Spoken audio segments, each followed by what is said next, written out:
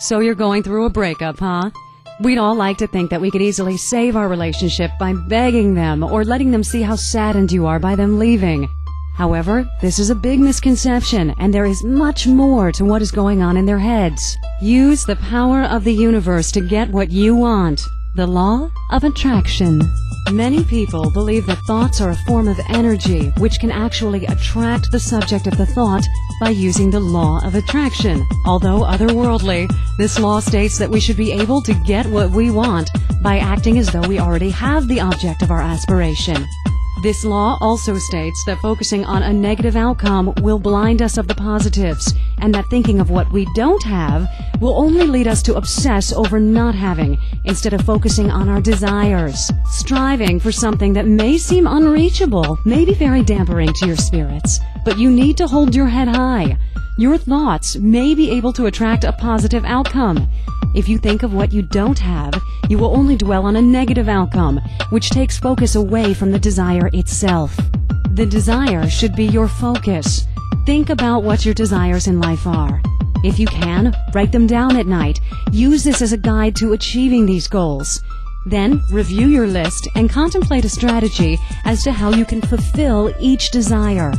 Finally, think as if the desires have now been fulfilled. Here is an example. Let's say there's an opening for John at the company he presently works for, and a higher-paying, less stressful job. In other words, a promotion. He is nervous about whether or not he will receive the promotion, or if he will be stuck at the same position that he is in, one that doesn't pay nearly enough and is very stressful. The thought crosses his mind.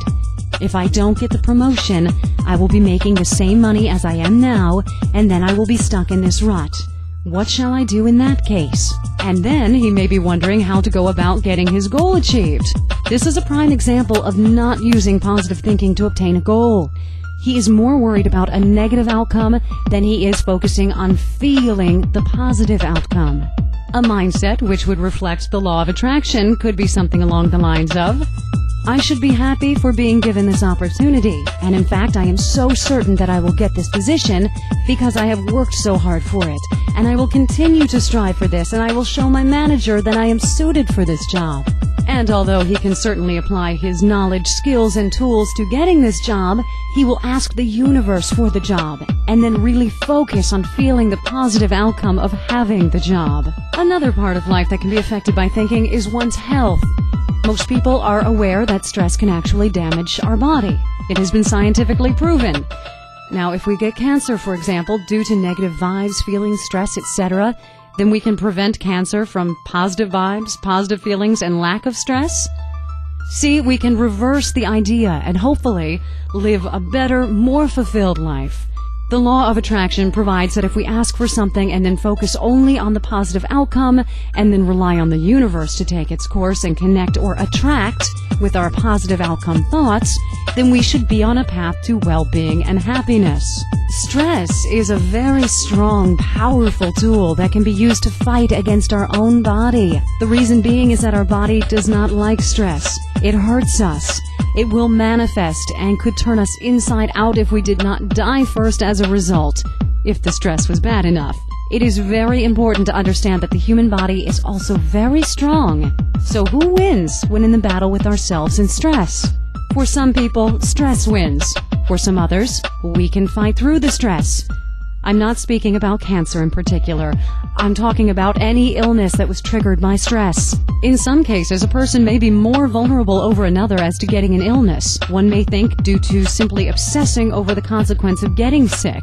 If we obsess over this negative outcome, we can actually become inflicted with an illness. Yes, our minds are that smart. Our mind is the most powerful part of our body. If our brains are powerful enough to actually harm our own bodies by thinking negatively, then we should be able to reverse this idea, right?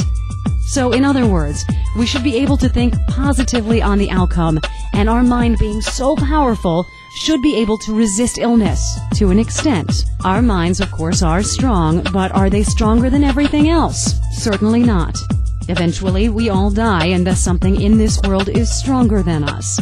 So no, we cannot be expected to be machines and fight everything that comes along our path. Some of us just get certain illnesses. and some of us just get encountered by tragedy.